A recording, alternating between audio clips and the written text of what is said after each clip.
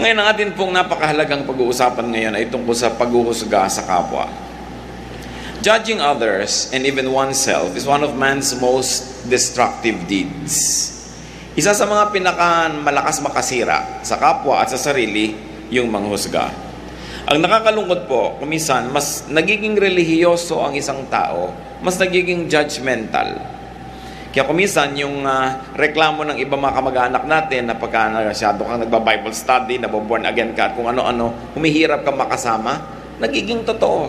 Kaya dapat bantayan. Ang pag-aaral natin ngayon, pinamagatan natin, how not to judge.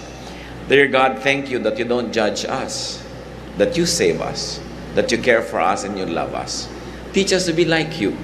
And Father, we pray that you might be our speaker right now.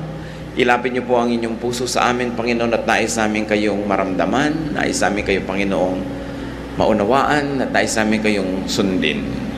Enable us to understand you. Release us from bondage to ignorance and darkness of mind. Set us free. Speak to us, empower us, heal us. At nawa, sa aming pakikinig ng iyong mga katuruan, kayo lang ang maging tagapagsalita. May you be the voice, you the teacher, Lord, the preacher. Use your servant only as your instrument, and may you do your will, accomplish your purpose for us, and may we bask in your glory and in your love, and may we be healed and empowered by you. Teach us, Lord. Protect us from ignorance. Protect us from lies and falsehood. Protect us even from evil men and evil spirits. We would like to be peaceful before you, O God. Take away our concerns, strengthen our bodies, sharpen our minds. And may you also bless our loved ones who are not beside us right now. May you bless each one wherever they are. Lord, we thank you. We honor you, asking you to sit on your throne of power, to dispense wisdom and blessings to your people.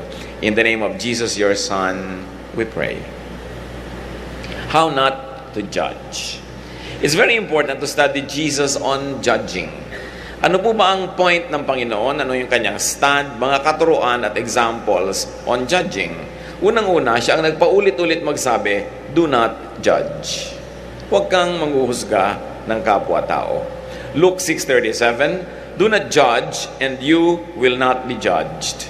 Do not condemn and you will not be condemned. Napakahalagang katuruan na unang-una, it benefits people around us when we do not judge, but very clearly, the Lord also emphasized that we also benefit. Sabi, huwag kang manghusga para hindi ka mahusgahan, huwag kang mangkondena para hindi ka rin makondena. This was a very revolutionary teaching. Kakaiba.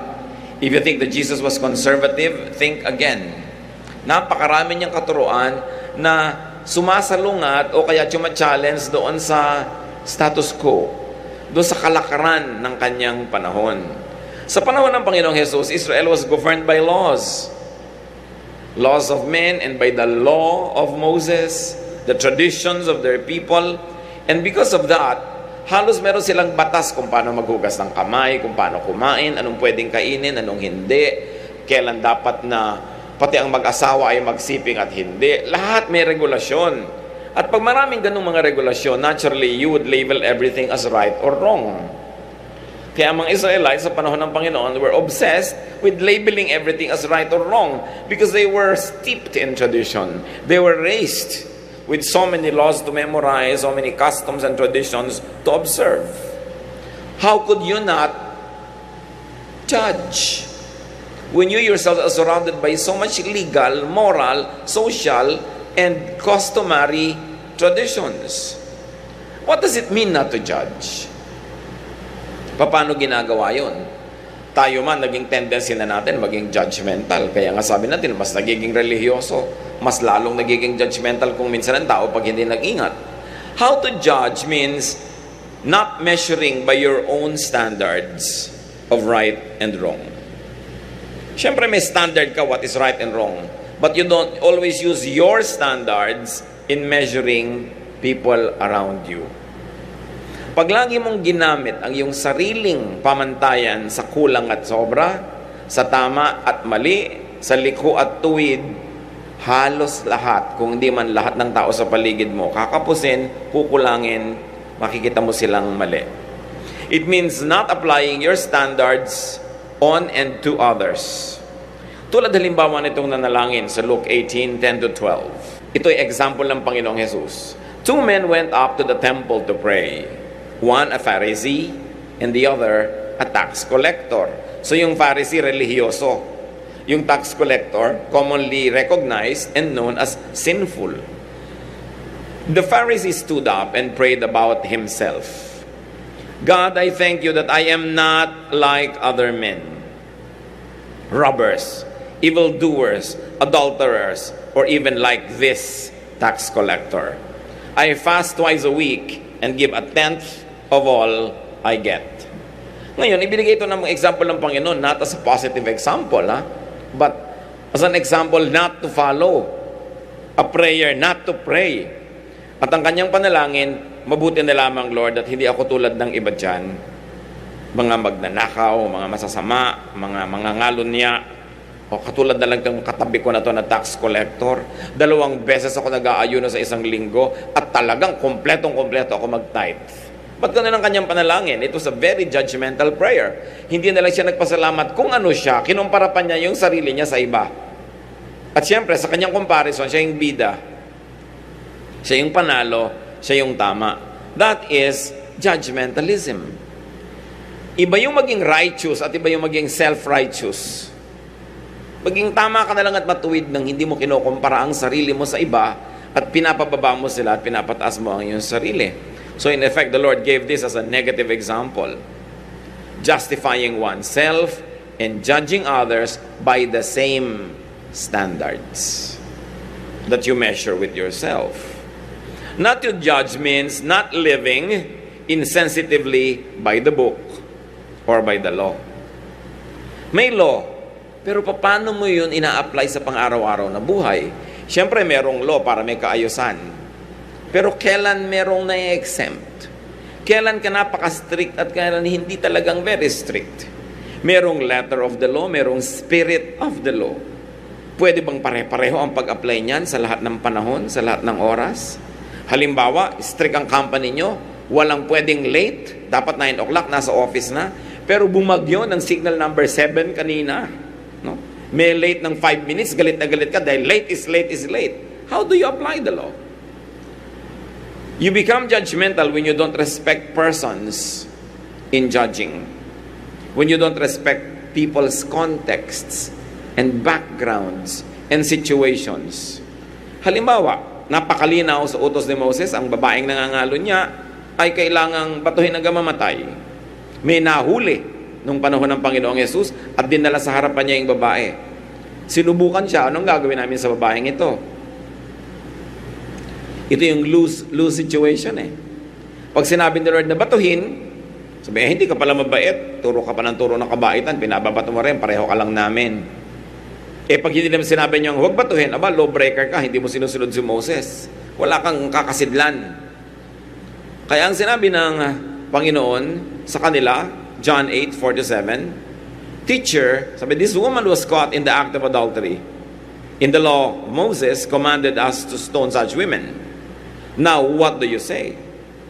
He said to them, if any one of you is without sin, let him be the first to throw a stone at her. So, hindi niya pinigil yung pagbato. Sabi niya, sige, batuhin. Ang mauna na lang yung walang kasalanan. Knowing na lahat ng tao may kasalanan, ang babae, hindi nabato. Pag sinabi mong hindi ka judgmental, it could also mean breaking the fundamental, literal interpretation and application of existing laws. Kasi merong fundamental application merong literal, meron naman symbolic application. Saan ka mag-a-apply dyan? At yun talaga ang accusation ng mga tao sa Panginoon na hindi niya sinusunod ang batas, na lawbreaker siya. Sa diet, meron sila mga hindi dapat kainin, na-offend siya, ang Panginoon ay kain ng kain.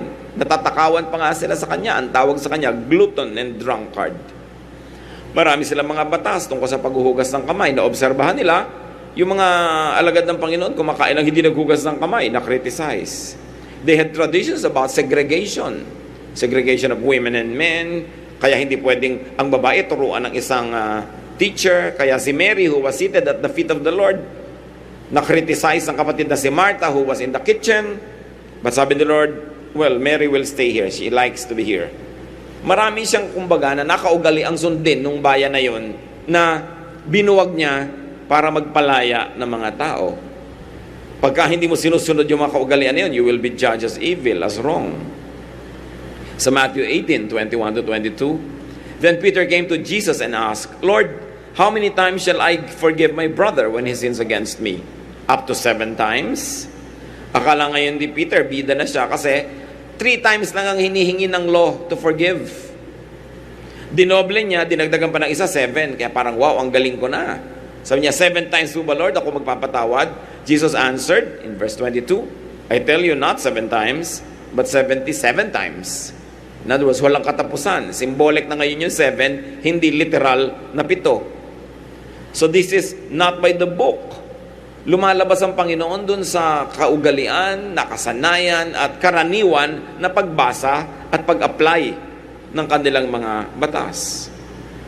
To be non-judgmental is being above and even beyond the law. So Mark 2:27, and he said to them, the Sabbath was made for man, not man for the Sabbath. Sa atin, hindi masyadong malaking issue yan eh. Ibalik nyo ang panahon. Isa sa 10 commandments yung Sabbath. Huwag ka magtatrabaho pag Sabbath. Ang mga Israelites hindi nagluluto pag Sabbath. Hindi naguhugas ng platong kinainan nila pag Sabbath. Wala silang pinagagagawa. Dahan-dahan kumilos. Pagkatapos na-observe ng mga tao at lalo ng mga critics, ang Panginoon, gumagawa pa ng mga kagilang-gilalas na himala pag Sabbath. Na-criticize siya. Sabi niya, well, ang Sabbath ginawa yan para sa tao, hindi yung tao ang ginawa para sumunod sa Sabbath. In other words, the Lord was saying, kaya nga pinauso ng Diyos ang Sabbath para makapagpahinga ang mga tao. Dahil ikabubuti nila magpahinga. Pero kung ikabubuti nilang may gawin dahil para sila mag-survive o gumaling na sila, mapaghimalaan na sila, gawin na. Yung kabaligtaran, yung paggawa ang nakabuti, hindi yung pahinga. So sinasabi niya, yung ikabubuti, ang point natin dito, hindi yung literal and legal pahinga. That's when you transcend the spirit of the law, the letter of the law, to go to the spirit of the law. The letter says, don't work. But the spirit of the law says, don't work so that you may be rested and it will be good for you. But if it's not good for you to rest, nasasakal ka na, hindi ka makahinga dahil nakabiting ka, hindi ka pa magtatrabaho para makawala ka sa pagkakabitin mo, hindi nakabuti sa'yo yung rest. In other words, kung ano yung makakabuti, pambungad lang yung pahinga, pero kung yung kabaligtaran na ng makakabuti, gawin ng kabaligtaran. Pero dahil nga masyadong naging legalista ang pag-iisip ng mga Israelites, kahit ngayon paggawa ng mabuti, mga himala ng Diyos na nagpagaling sa Sabat, minamasama na nila. Nagiging judgmental tuloy sila. At itong sinasabi natin mga kapatid, na habang nagiging relihiyoso ang tao, ang tendency mas maging judgmental. Pero ang Panginoon, tinuruan niya yung mga tao sa paligid niya nung panahon niya na maging sensitibo ka sa pangangailangan sa oras, sa sitwasyon. Sapagkat yun, nagdadagdag din sa pagkatama o pagkamali ng isang bagay. Halimbawa, nasasamaan ka at nasasagwaan ka sa isang babaeng hubot-hubad na lumabas ng bahay niya. Paano kung nasusunog pala yung bahay niya at wala na siyang panahong magbihis dahil naliligo siya nung nagkasunog? Masama pa ba yun na lumabas siya? So may konteksto, may kanya-kanya tayong katotohanan. Ang mga katotohanan natin, kuminsan, binubuo ng ating kalagayan, ng ating pag-iisip, ng ating pangangailangan. Kaya iba-iba ng katotohanan ng bawat tao. Halimbawa, pareho kayo ng asawa mo nakatingin sa buwan, pinipilit mo na ganito yung korte ng buwan, pero siya kahit a few feet away lang from you, iba na ang tingin niya sa buwan, iba yung angle. Hindi mo pwedeng i-impose sa kanya yung paningin mo dahil yun ang nakikita niya, mag-aaway kayo. Yun ang buwan sa kanya eh. At hindi lang buwan ang pinag-uusapan, maraming bagay. Di ba? Kaya ang tao dapat hindi sobrang legalista. Pag sinabong itong sabi ng Bible, itong sabi ng verse, itong sabi ni John, itong sabi ni Peter, at napaka-legalista mo, ang tendency mo, baliwalain ang katotohanan na pumapaligid sa sitwasyon ng iyong kapwa. Maging insensitive ka and to the point that you become unkind. Halimbawa, si John, dapat ba naman i-baptize ni John the Baptist si Jesus? Si Jesus nga yung anak ng Diyos. John 3:13-15. Then Jesus came from Galilee to the Jordan to be baptized by John. But John tried to deter him, saying, I need to be baptized by you, and do you come to me? Jesus replied, let it be so now. It is proper for us to do this to fulfill all righteousness. Then John consented. Dito hindi naman law yung binrek, just propriety. Kagandahang asal, kaayusan, sabi ni John, hindi bagay na ako magbaptize sa inyo. Ako nga ang dapat magpabaptize. Sabi doon, hayaan mo na yon, gawin na lang natin, sundin natin ang kaayusan. In other words, pwede mong i-judge si Lord noon, mali ang ginawa niya, siya ang Son of God, ba't siya nagpabaptize? Pwede mong i-judge si John, ang yabang naman niya, ang kapal niya, tao lang siya, binaptize siya ang Son of God. Pwede mong sabihin yun, di ba? Pero nakita niyo na magitan na usapan, may konteksto kasi. Hindi pwedeng ganito lang yun, pipilit mo na ganun, dahil merong kalagayan na dapat isaalang-alang. Pag naisip natin na parang lawbreaker, parang above the law, yung kindness, you must consider that whenever we say law here, it is personal moral, not legal law. Anong sinasabi natin na huwag mong i-impose ang tama at mali sa'yo sa iba? Yun lang personal morality. Hindi yung legal. Yung legal na no parking talaga yun. Yung legal na pay your taxes, pay talaga yun. Hindi talagang i-impose sa lahat ng tao yon. Ang pinag-uusapan natin mga kapatid, yung personal moral law. Halimbawa, sinasabi mo, Aba, dapat namang biyanan ko. Nandyan na nga ako eh. Dapat umalis-alis na siya doon sa silyang maganda dahil bahay ko naman to. Personal morality mo na yon. Di ba? Hindi mo na pwedeng i-impose lagi sa iba yon. Kasi personal na pananaw mo na yon kung anong tama at mali. At lahat tayo, merong legal law na tama at mali that all of us have to obey para may kaayusan ng sibilisasyon. Pero meron tayong mga personal moralities. Kung nyo sasabihin, may isa lang na morality. Kahit sa Bible nakita nyo, yung mga pinaggagawa ng Panginoon might be considered against the legal law of the land or against the moral law of the land. Pero sabi niya, Sabbath was made for man, not man for the Sabbath. Binigyan niya ng kind application yung legality na yon. At hindi siya dapat i-judge. Jesus continued and taught observance of legal law. Huwag tayong malilito dyan. Matthew 22:21, sabi niya, give to Caesar what is Caesar's and to God what is God's. Dito pinaghiwalay talaga ni Lord yung church and state. Sabi niya, may mga obligasyon tayong lahat bilang citizens. Kahit anong religious persuasion mo, citizen ka ng bayan, give to Caesar what is Caesar's. And then to God what is God's. Ngayon, may religious persuasion ka, lalo sa iba't ibang mga bayan na may iba't ibang mga religyones, iisa rin yung bansa, iisa yung law, pero may kani-kanyang religious convictions. Kaya may nagsisimba ng Sabado, may nagsisimba ng Linggo, may nagsisimba ng Huwebes. Kanya-kanya na yon, hindi nakasama sa legal framework ng isang bayan yon. And you must not judge people na, ay mali sila, sumisimba sila ng Huwebes, kami Linggo, ay kami dapat Miyerkules. Kasi religious conviction na yon. Hindi sinasabi na masama o kaya mali ang religious conviction. Yung non-judgmentalism, sinasabi lang ito, okay, may religious conviction ka, i-apply mo sa sarili mo. Huwag mong ipagpilitan sa iba. Halimbawa, nasasaguan ka na may babaeng nakapantalon, siya naman pala talagang tad-tad ng peklat. Mas mabuti pang magpantalon kaysa ipakita niya yung binti niya. So, masama ba na magpantalon siya? Pero ipipilit mo yan dahil may religious conviction yung ibang tao about women wearing pants. Pero alam mo ba ang kasaysayan niya? Bakit niya isinusuot yon? Kaya maganda na meron kang religious conviction, but keep it to yourself. Kaya kung minsan tayo nakakamuhian ng marami nating kamag-anak, no? Natuto ka na, ay masama ang mga rebultos, biglang minamartilyo mo yung groto ng nanay mo, hindi naman sa'yo. Di kung huwag kang maglagay ng groto mo kung ayaw mo, kung yung groto ng iba, huwag mong pakialaman kasi hindi sa'yo yon. Yun yung sinasabi natin, ini-impose mo na yung religious morality mo sa iba. Huwag mong gayahin si Gideon, dahil si Gideon, inutusan talaga ng Diyos directly na gawin yon. Hindi naman ikaw si Gideon. Napaka-importante na yung ganung mga pananaw pang sarili. Kaya kung minsan hindi magkasundo ang maraming magbiyanan dahil dyan. Kasi magkaiba sila ng pananaw kung gaano kaasim dapat ang sinigang. At yun, pag-aawayan yun. Di ba? Gaano kadalas dapat palitan ng bed sheets? Once a week or twice a week? Pinagkakagalitan. Personal morality mo na yun. Hindi talaga yun to die for or to kill for. Kaya kung mas kikita natin mga kapatid kung saan natin i-apply yung don't judge, mas tatahimik ang mundo. Mas tatahimik ang ating buhay. Observing legal or civil law, but not imposing on others one's personal moral standards. That could be one of the meanings of non-judgmentalism. Not to judge means not letting moral issues of right and wrong divide people, especially divide you from people. Mayroong mga dati magkapalagayan, matalik na magkaibigan.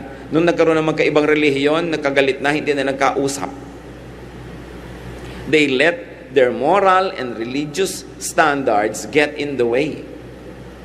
Merong mga ganyan, magkababata, dati na magkasama, magkasundo. Yung isa, biglang sumali sa religion A, yung isa sa religion B, nagkalayo na ang mundo nila. Divisive spirituality. Divisive dahil judgmental. Iniisip nung isa, mali siya. Dapat ko siyang layuan, sa demonyo na siya ngayon eh. Ako lang ang tama, ayaw naman niyang sumali. So dapat talaga akong hindi makipamatok, etc. etc. Tingnan niyo ang example ng Panginoong Hesus tungkol dyan. Siya ay nakihalubilo, nakipagpalagayang loob pa nga sa mga tao na hindi man lang pakikisamahan ng mga relihiyoso. Luke 7:34, the Son of Man came eating and drinking, and you say he is a glutton and a drunkard, a friend of tax collectors and sinners. If Jesus, our Lord, could be a friend of sinners, can you not be a friend to your aunt who has another religious persuasion? Pareho lang naman kayo naghahanap sa Diyos, nagkaiba lang nga kayo ng landas na tinahak, nagkaiba kayo ng pamamaraan, at syempre dahil judgmental kayo pareho, iniisip nyo yung isa mali, kayo lang yung tama. Pero ang Panginoong Hesus ay nakikipagkaibigan sa mga talagang talamak na makasalanan, kung matatawag sa lipunan, maano naman makipagkaibigan ka sa tao na iba ang relihiyon. Hindi naman siguro talamak na kasamaan yung pagiging relihiyoso niya. Magkaiba lang kayo kuminsan na interpretasyon na isang verse. Nagkaiba lang nung talagang ikaw ay binaptize, pinakalubog-lubog ka hanggang kaila-ilaliman ng dagat, at siya naman talagang winisikan lang, tubig pa rin yun. No? Napakaliit na pagkakaiba na yun, pero siyempre mamalakihin yan ng mga judgmental. Mamalakihin nila yan. Kaya sabi ni Lord, you strain out a gnat, but swallow a camel. Yan ang sabi niya doon sa mga religious leaders of his time. Hindi nyo malulon-lulon yung kaprasong insekto, pero buong-buo nyong nalululon ang kamelyo. In other words, yung maliit lang yan. Yung malaki, hindi yan magkapareho. Huwag nyong malakihin yung maliit. At yan ang problema sa mga nagiging sobrang religious, minamalaki, kaliit-liitan. Laging humahanap ng ipang-aangat over the others. Tayo, ang practice natin ganito, mas tama tayo kaysa sa iba. Tayo ganito, laging tayo ang bida. That's not the way of Jesus. The religious were, and up to now, the religious tend to be separatists.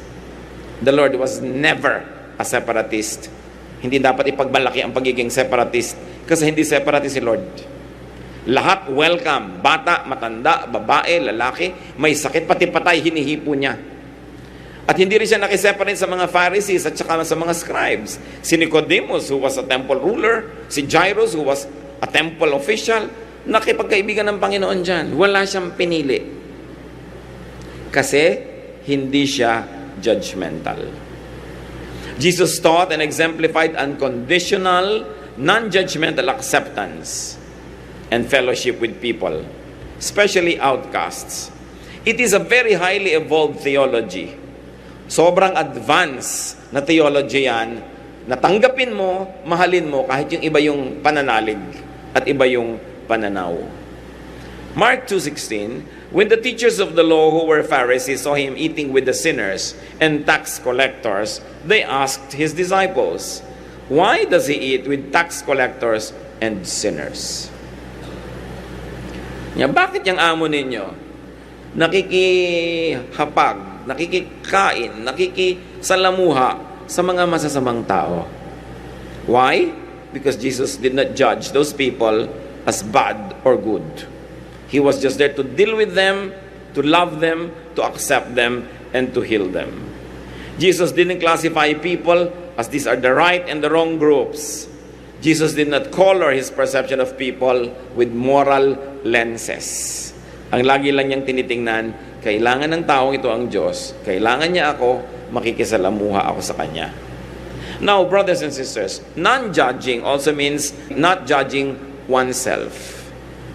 Akala ba natin, laging iba lang ang ginajudge natin? Ang totoo, napakadalas at mas madalas pa, sarili natin ang hinuhusgahan natin. Sinusukat at lagi na lang nating nakikitang kulang. Pag nakakita ka ng magandang modelo sa magazine, susukatin mo agad ang sarili mo against the model. Talo ka na doon. Kasi siyempre, minake pa ng tambak-tambak yun, inilawan bago ko na ng litrato. Paano ka mananalo? Tsaka pinili na talaga to begin with, no? Inihanda sa pictorial. Pagka nakikita natin yung mga tao, ay, mas magandang bahay niya kaysa sa amin. Kaya pagka bisita ka na isang tao, pasensya na kayo, maliit lang ang bahay namin. Kino-compare kasi sa bahay ng iba. We're always judging ourselves. Lagi na lang tayong kulang. Mas malaki ang sweldo ng isa, mas malaki ang bahay, mas maganda ang asawa, mas matatalino ang mga anak, mas malaki ang sweldo. Hindi natin napapansin yan. So we've got to stop moralizing everything by our personal standards. We've got to stop being obsessed with issues of right and wrong, kulang o sobra, with being judgmental to our own selves. Ang dami ngayon, mga kapatid, na mental illnesses ng mga tao. Maraming psychological sicknesses, imbalances. And one of the greatest sources of that is self-judgment and judgmentalism. Yung lagi mong sinusukat ang iba, laging either kulang ka o sila ang kulang, it creates a terrible illness inside the mind. Kaya ang Panginoon ang tinuturo niya sa mga tao, tanggapin niyo ang inyong kapwa, makilahok kayo, makipag-ibigan kayo sa kanila, patawarin ninyo, magmahalan kayo, kasi yun ang sagot sa napakarami nating mga sakit. Hindi natin nasusuri na sa sobrang pagkalason na ng puso at isip natin sa judgmentalism, nagkakaroon tayo ng iba't ibang uri ng sakit ng utak. Kung isang kailangan pa ng professional help, kailangan mo ng therapy, kasi depressed ka na, hindi ka na makatulog, sari-sari na ang mga na-i-imagine at nakikita mo sa buhay. Paano araw-araw tinatambakan natin yung isip natin at puso ng judgment? Judgment on others or judgment of ourselves. And the Lord's mission is for us to be free, to enjoy freedom. Galatians 5:1, it is for freedom that Christ has set us free. Stand firm then, and do not let yourselves be burdened again by a yoke of slavery. Whatever the original context of this verse, the general idea is still the same. Christ's main ministry is to give us freedom. Freedom from sin, freedom from the punishment of sin, at marami pang ibang freedoms, like freedom from judgmentalism.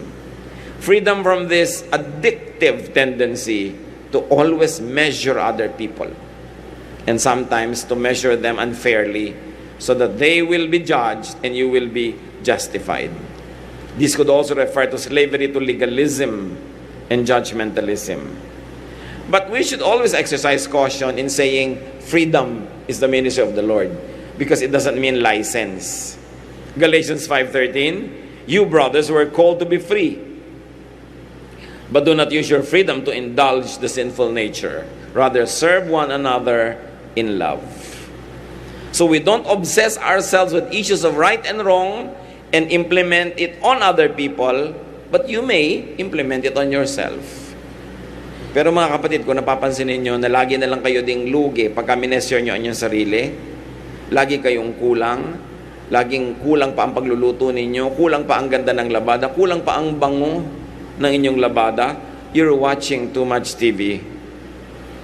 Yung ang bango-bango ng labada, perfect wife, ang puti-puti, nagpagulong-gulong na yung anak nyo sa putik nung laban nyo, pumuti. Hindi totoo yun.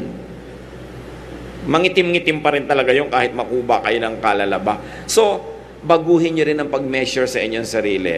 One, huwag kayo masyado makinig sa advertising. No? Manipulative yan masyado para bumili lang kayo ng produkto o ng isang service. Mahabag kayo sa inyong sarili, lalo ko above 40 na kayo, tapos gusto nyo pa yung waistline nyo 22, braso nyo na yung pwede na. Kasi may edad na kayo eh. Yung alangan naman na ang May edad na kayo, nakapagpalaki na kayo ng mga anak at nakapagpaaral, tapos kamukha pa rin kayo ng mga batang-batang mga artista. Be kind to yourself.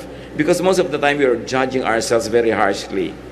Kasi kung ano-anong standard ang pinagagamit natin, don't be a slave to this. No? Kailangan, meron tayong love. Serve one another in love daw. Don't forget to include yourself. Be loving to yourself also. Do what you can, but don't be obsessed with grading yourself all the time. God is not always grading you. Kaya ang sabi, Christ died once for all. Minsan lang namatay na si Jesus para bayaran lahat ng kasalanan natin, punan lahat ng ating kulang, at tingnan tayo from the prism and from the frame of His love. Kaya pag nakikita ka ng Panginoon, kahit ka nagkakasala, pero nasa Panginoon ka, ang tingin mo sa sarili mo, ang sama-sama mo. Pero sabi niya, I remember that she is dust.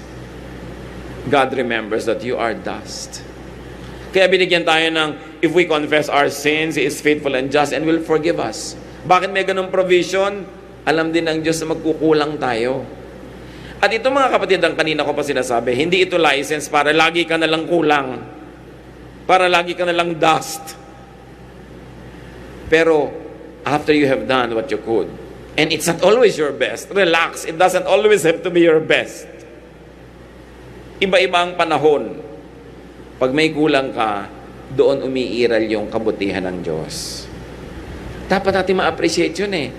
Yung iba halong habang nagiging relihiyoso, lalong humihigpit ang tingin nila sa Diyos.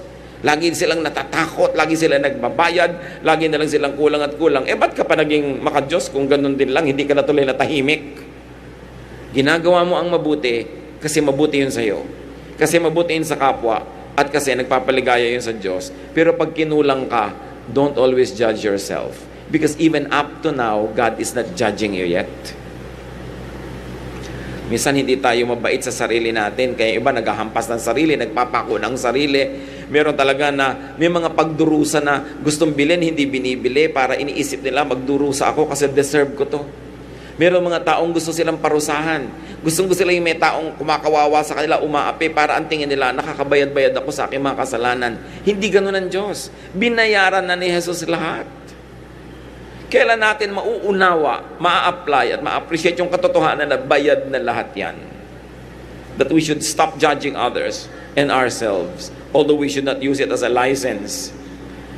Do what you can and let the Lord take care of the rest. Appreciate God's grace and kindness para sa iyong sarili at para rin sa iba.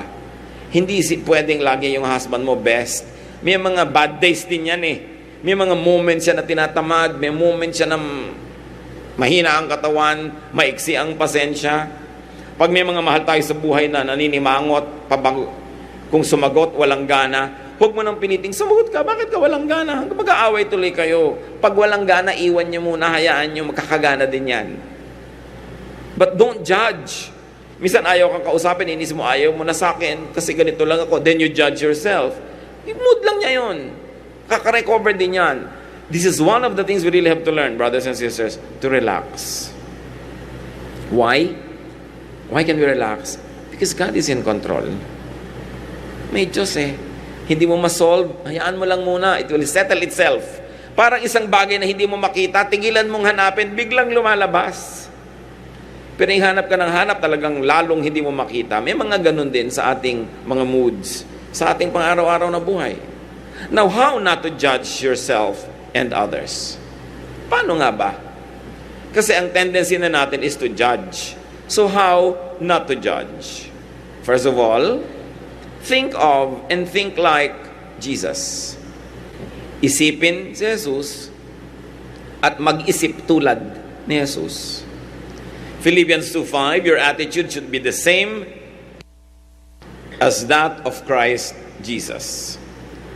At kita natin sa buong kasaysayan, Jesus did not judge. Jesus taught against judging. Siyempre, ang Kristiyano dapat katulad ni Kristo. Pwedeng paminsan-minsan katulad ka ni Peter, kung si Peter sa area na yun ay kamukha ni Kristo. Pwedeng paminsan-minsan kamukha ni Paul, kung sa usapin na yun, si Paul ay kamukha ni Kristo. Pero dapat, lagi kang kamukha ni Kristo. Yung mga leaders, yung mga prophets, yung mga apostles, may mga tama at mga magandang ginawa, pero hindi sila perfect, hindi sila Diyos. Hindi sila huwaran lagi. Hindi sila model lagi. Si Jesus ang laging model. So, si Jesus walang ginudge yan kahit kailan. Siya ang dapat nating tularan. Kahit kung minsan, makakakita ka ng prophet, makakita ka ng disciple na parang nagja-judge din. Pero hindi sila ang example. Ang Panginoong Jesus ang example. Kasi talaga may mga mahihigpit ng mga disciples. Pero nakita nyo, ang dami rin ng mali. Nag-aawayan, sino uupo daw at sa kaliwa at kanan ng Panginoon doon sa kalangitan, sino daw ang greatest sa kanila. Meron pang magpapaulan na po ba kami ng apoy sa village na yun kasi hindi nakinig sa atin. So kita nyo yung mga disciples were not perfect. So don't always pattern your behavior after the disciples. The safest model, of course, is the Lord Jesus Christ. Paano pa tayo makakapagtanggal, mga kapatid, ng judgmental spirit and tendency? Do not be the savior of the world. Si Jesus yun. Do not be the judge and corrector of the world. In other words, morally speaking, be responsible only for yourself. Ituwid mo ang sarili mo. Hindi mo kailangang ituwid lahat ng tao sa iyong paligid. Kasi pag itinuwid mo sila, yung pananaw mo na kung paano ang tuwid, ang iiral, at yung pananaw nila, kailangan mo ngayong takpan o talunin, maglalaban na kayo. Kasi tingin mo, liko siya, yan tingin niya, tuwid siya. Nakakita na ba kayo ng pencil na inilubog sa isang basong tubig? Hindi ba mukhang liko? Pero ang totoo, tuwid yun. Tingin mo lang na liko. So kung minsan, tingin mo sa kapwa mo, liko. Talagang lalaban ka ng patayan, katulad ng subukan nyo yung pencil na yan. Experiment pa nga yan, ng grade 3 pa sa elementary, di ba? Ilulubog yung pencil sa isang basong tubig, mukhang liko. Pero hindi naman. Madalas ganun ang tingin nyo sa inyong asawa, sa inyong anak, sa inyong biyanan, sa inyong manugang, liko. Madalas ganyan ang tingin ng mga empleyado sa kanilang manager o ng manager sa empleyado, liko. Pero yung pala, yun lang ang tingin niya, pero hindi talaga. May kanya-kanya tayong pananaw. May kanya-kanyang pinanggagalingan. So morally, be responsible only for yourself. Do not make it your mission to correct everybody. Many Christians burn with their spiritual fervor that they really consume everyone near them. Dapat marunong ka rin mag-temper, mag-control ng burning mo. At yung on fire with the Lord, nasunog na tuloy lahat ng katabi mo.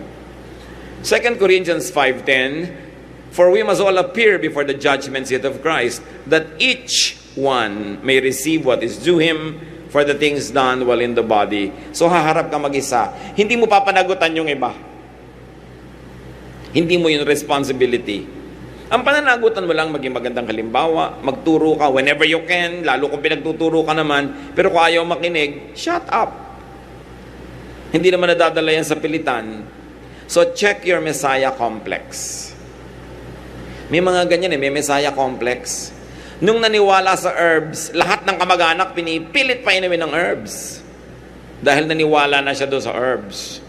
Nung maniwala siya sa isang mahiwagang bato, lahat ng tao gusto niya talagang sabitan ng mahiwagang bato. Kaya nung maniwala ka kay Mang Kepweng, lahat ng tao gusto mo pumunta kay Mang Kepweng. Nung naniwala ka ngayon sa ganung relihiyon, lahat na gusto mong dalhin doon, lahat mali pagka hindi mo kasama. Yun yung Messiah complex, tagapagligtas ka ng buong daigdig. Nobody likes a Messiah.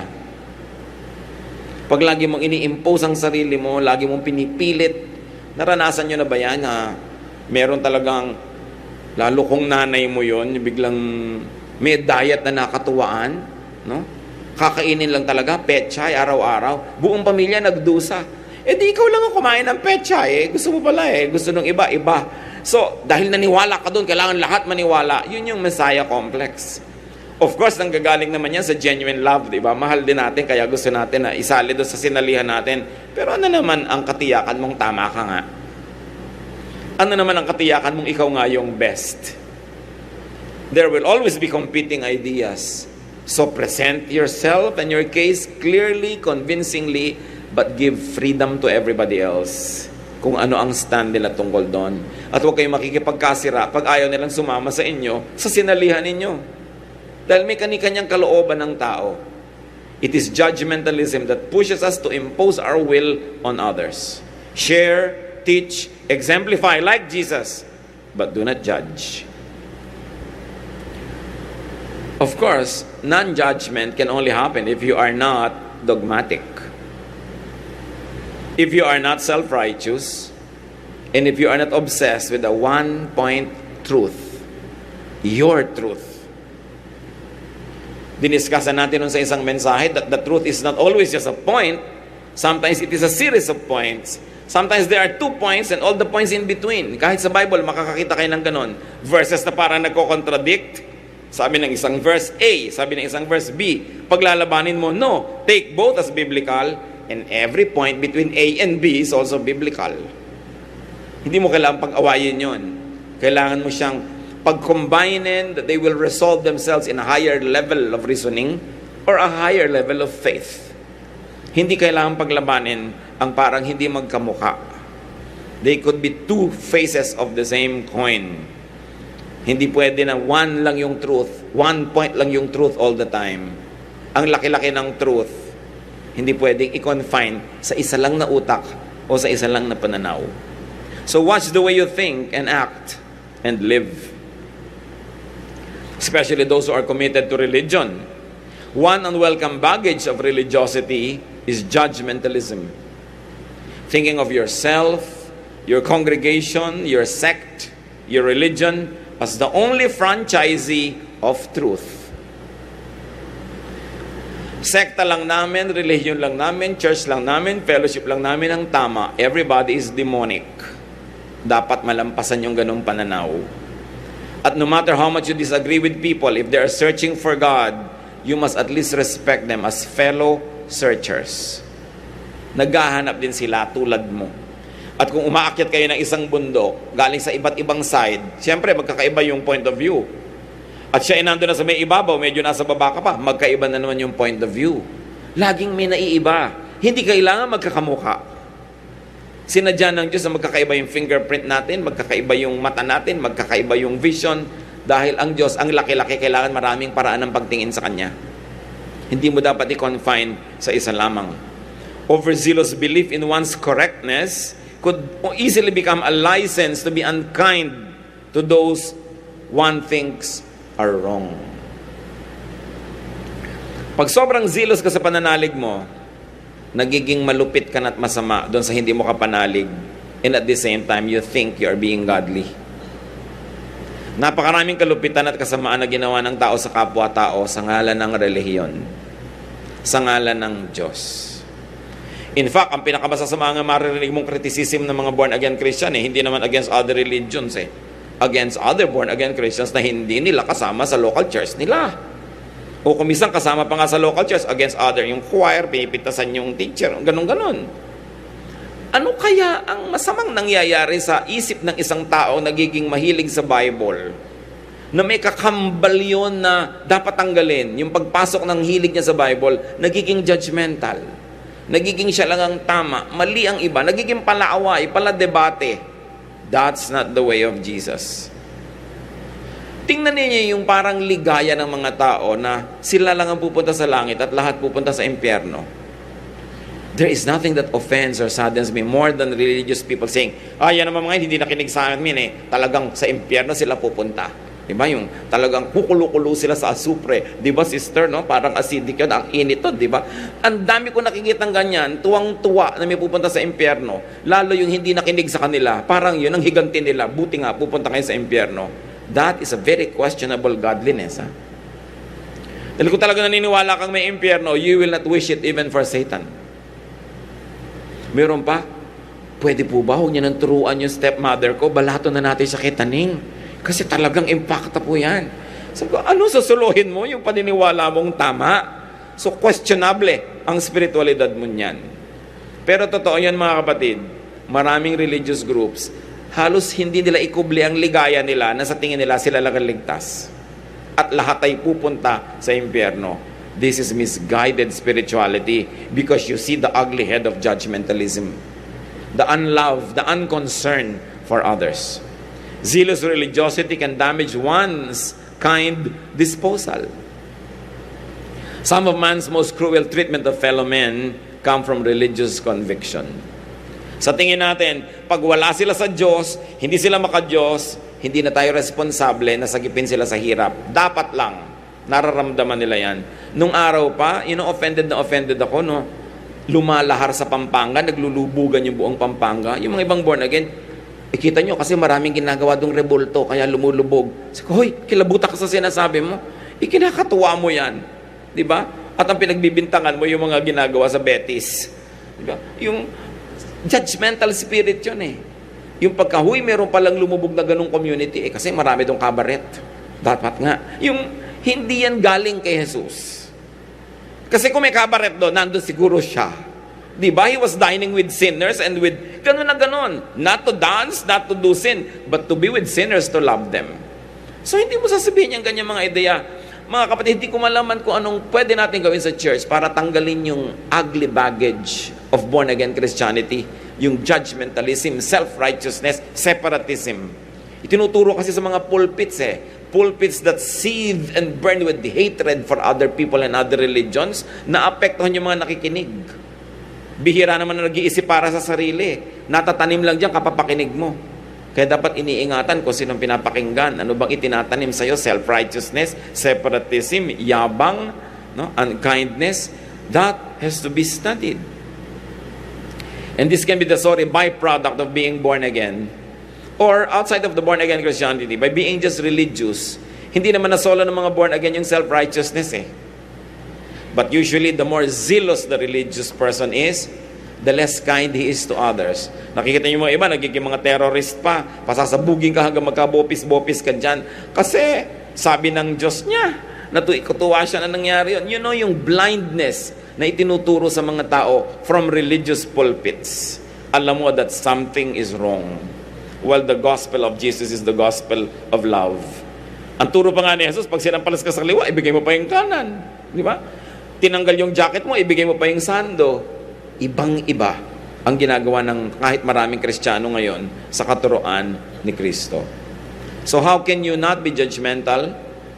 Change the way you think. It all starts in the mind. Romans 12:2, do not conform any longer to the pattern of this world, but be transformed by the renewing of your mind. Then you will be able to test and approve what God's will is. His good, pleasing, and perfect will. Ibahin mong pag-iisip. Huwag mong kopyahin, manahin ang pag-iisip ng iba. Hindi ko mo relihiyoso sila, tama na sila mag-isip. Kailangan mag-isip ka pa rin para sa sarili mo. Salain mo yan, iproseso. At gumawa ka ng kombinasyon for you na bagay sa'yo at bagay sa kinakalagyan mo. But never stand superior to others. Never think for one moment that you are better. Romans 12:3, do not think of yourself more highly than you ought. And why should you not be judgmental? First of all, it is kindness to others. But more than that, it is kindness to yourself. Matthew 7:2, for in the same way you judge others, you will be judged. And the measure you use, it will be measured to you. So bakit ka dapat hindi mag-judge? Para huwag ka rin mag-judge. Manahimik ka dyan, keep quiet. Sarilinin mo ang moralidad mo, huwag mong i-impose sa iba. Kaya kumisan mahirap may kasamang relihiyoso Ayaw niyang kumain ng baboy. Halimbawa, may gano'n siyang ganong conviction. Pinipigil niya nagkakain na ng baboy. Ang tagal-tagal kang hinanda para lutuin. No? Yung ayaw mo, di wag kang kumain. Gusto nilang kumain, it's their business. Now, if you are loving, persuasive, kind, and clear in your communication, perhaps they'll change their minds. But you cannot tell them what to do and what not to do unless it's coming from within their minds. So una, yung mind din nila ang yung kausapin, ang mind mo. Pero huwag mong ipilit yung sayo. Judging is a very dangerous and destructive profession or vocation or inclination.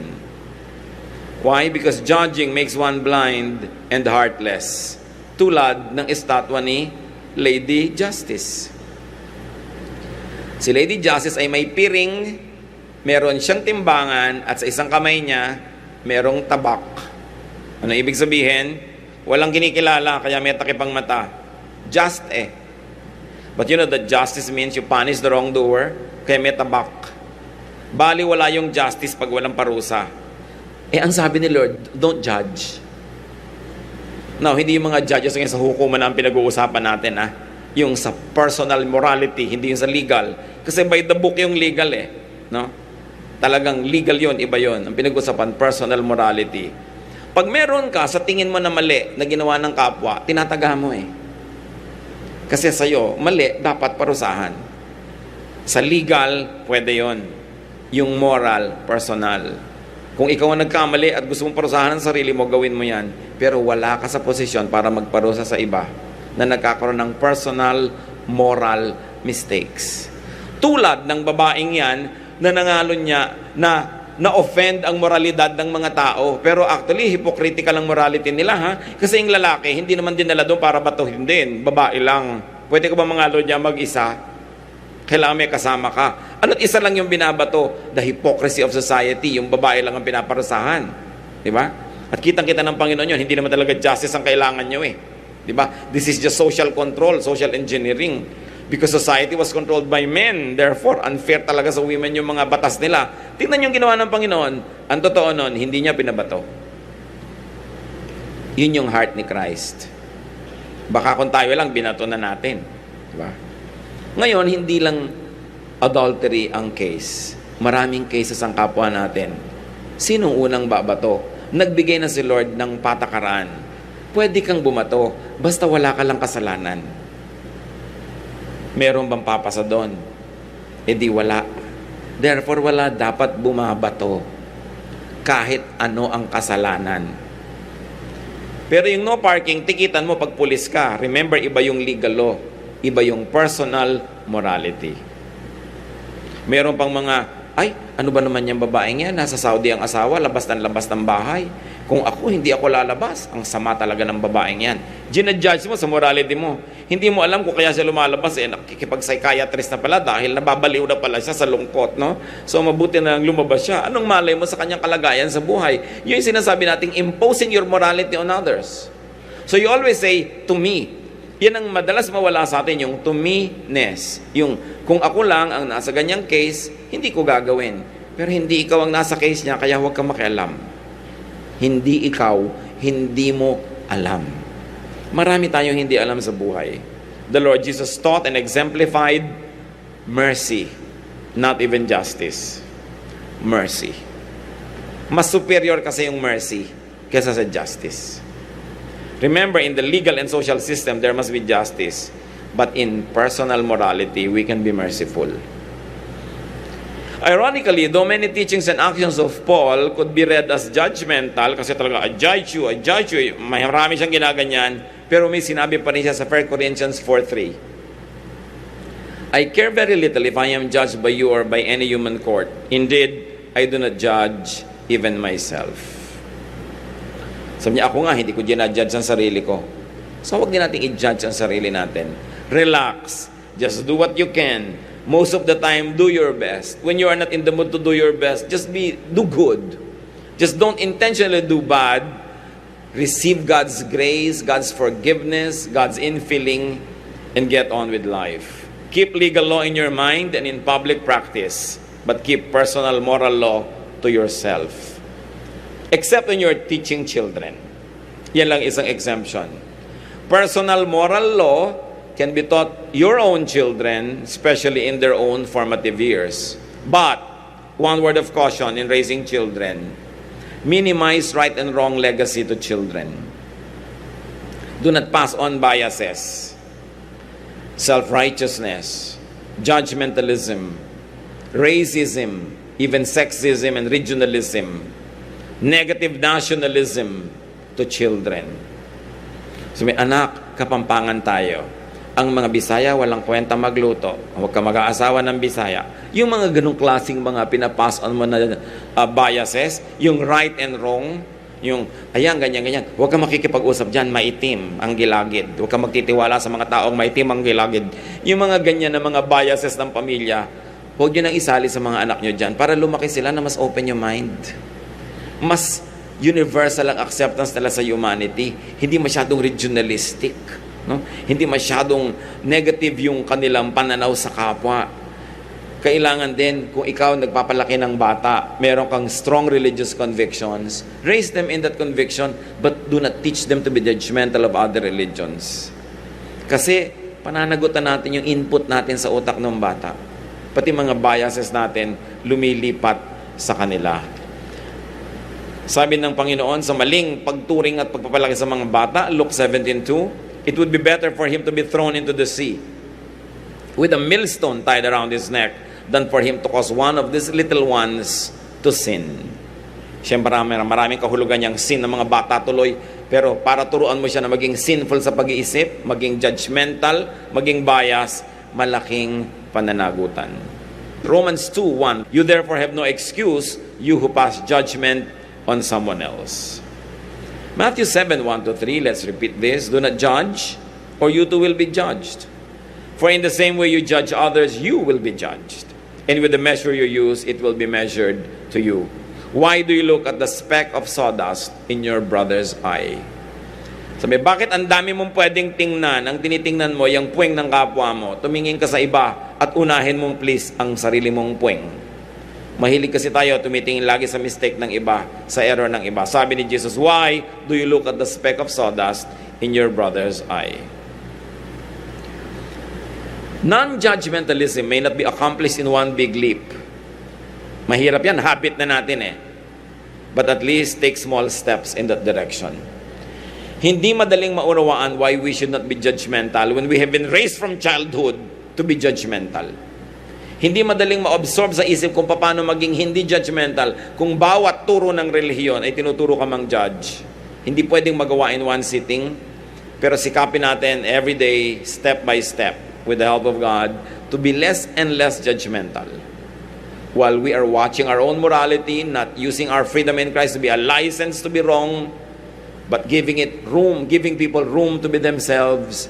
And if we cannot understand them, just allow them to be what they are. Hindi lang isa ang realidad, bawat isang tao merong kanyang reality. Kanya-kanya. Sa aircon lang sa kwarto, merong giniginaw, may naiinitan. Magkakaiba kayo ng reality. Hindi pwedeng i-impose yan on each other. So put yourself in other person's situation and mind and logic. Empathize, understand like Jesus. And when you cannot do that, just simply not judge. Huwag sabing, mali yun, tama yun, mali yun, tama yun. Sabi mo, may ginagawa siya, may dahilan siya kung ba't niya ginagawa. Hindi ko naiintindihan, kung ako siya, hindi ko na nang gagawin ko, pero hindi ako siya, so hahayaan ko siyang ginagawa, yung ginagawa niya. Kailangan nating bigyan ng ganung lugar ang tao kung talagang nagahari sa puso natin si Kristo. Keep your personal morality to yourself. Do not impose it on your office mates. May company party kayo, gusto lang uminom ng beer, ayaw mo. Bakit mo pipigilin? Dahil ikaw lang yung manager. Di hayaan mo sila, di ka wag. Matanong ka man lang, ba't ka hindi umiinom? Eh di tsaka ka sumagot. Hindi mo gagamitin yung force mo to impose your morality on others. Meron pa mga ganun eh. Pastor, pagka si Brother Eddie po ba naging presidente, ipapasara niya lahat ng ibang simbahan. Ano ka ba? Siyempre, presidente siya ng lahat ng Pilipino at lahat ng relihiyon. Bakit naman niya isasara yun? Eh, presidente siya, hindi naman siya pastor ng buong bansa. So, yung mga ganung pag-iisip, kung itong taong to hindi dapat maging presidente. Di ba? Kakawawain niya yung mga ibang relihiyon. Dapat, doon na lang siya sa church niya. Pagka ganun ang iyong uri ng pag-iisip. Consider people and their thoughts, their awareness and values. And you don't always have to protect God. God needs no protector. You don't always have to defend the faith. The faith has been there for thousands of years. You don't have to oppress others just to prove that you love your faith. No? People may be mistaken once in a while, but it doesn't mean they're evil. Minsan may mali silang pananaw, pero hindi naman sila gumising isang umaga, sabi niya, mamaliin ko ang aking pananaw. Siguro nagkamali. Pero hindi mo pwedeng i-label evil. Pwede mo sabihin mistaken. Pero hindi evil. Kasi kung minsan, huling-huli mo na sa akto, nagkamali eh. Yung pala may dahilan. Labag din sa kalooban niya, napilitan lang siya, hindi mo alam. So don't judge. Treat people as you would like to be treated yourself. Kung may anak na babae yung isang tao na sa palagay mo, mali ang behavior, paano mo itatrato yon? Itrato mo siya kung paano mo gustong itrato ng iba ang anak mo pag yung anak mo yung mali. Laging ganon. Paano ka kung ikaw yon? Kung ikaw yung caught in adultery, gusto mo talaga yung batuhan na yan? O meron kang paliwanag kung bakit ka nandun? So lawakan ng isip, mahalin ng kapwa, magpakatino tayo, pero huwag nating piliting ituwid ang kalikuan ng iba. Hindi natin alam, baka mas liko pa tayo kaysa sa kanila. Ama namin sa langit, ituro mo nga po sa amin kung paano i-apply itong mahirap na katuruan na to, not to be judgmental. Habit na namin ito, sanay na kami. Hindi na namin kailangan mag-decide to be judgmental. Automatic, judgmental na kami. So Lord, turuan nyo kami to change our mind, to change the way we think, na habang naninindigan kami sa aming pananalig, huwag naman naming sakalin yung iba dahil sa paniniwala namin. Na habang kami, Panginoon, nananalig na ang pinaniniwalaan namin totoo, magbigay kami kahit konting puwang sa puso namin para sa pag-iisip, kalagayan, at katwiran ng kapwa namin na maaring kakaiba mag-isip.